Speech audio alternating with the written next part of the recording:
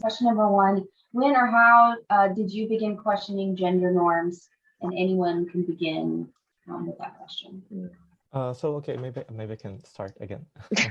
Yep. I think first would be good to point out that we are all, I feel like we're all always questioning some gender norms, right?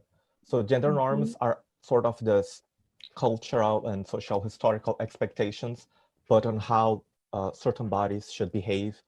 And it goes on a very deep level and touch all aspects of your life, right? So how you should dress, how you should behave, how you should talk, how you should use your voice, who you should talk to, what kind of jobs you should go for, how you should care about family or not.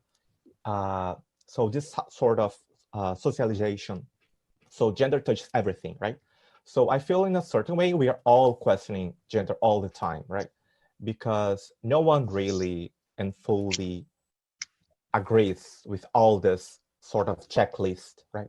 Either if you identify as a man, if you're a cis man and identify as a man, or a cis woman and identify as a woman, still some points you disagree with, right? So maybe you don't feel you should be dressing dresses all the time and skirts and wearing pink and thinking of having a family and having babies or whatever, right? So I feel we are all, since the beginning, we are having this small thoughts all the time, constantly, since you're a kid, right? You agree with something, disagree with something. But for some people, that goes deeper because you feel more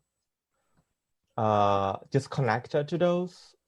And to me, that was since I was maybe 6. I was being calling words on when I was at school, and people read me as a gay person very easily, because in Brazil we do have this very strong macho stereotype, and this spectrum of masculinity is somehow very narrow in Brazil. So if you step out of that zone, you're going to be called words or anything. At least when I was growing up. So I'm 33 now. So about like 20, 25 years ago, it was like that. So to me, it was since I was a kid.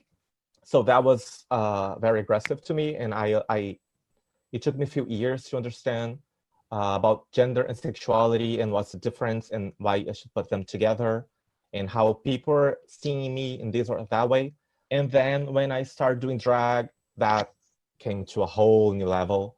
And because you start little by little, I'm not sure if any of you have the opportunity to do drag, but usually SKIM and Azangman, they know what I'm talking about. Usually it's a sort of shy move, so you don't want to do that much.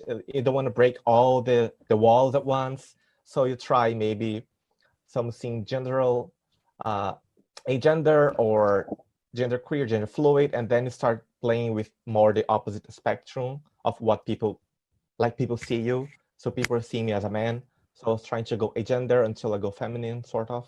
And then maybe a lipstick here, high heels, and then this or that, and using those to create my identity.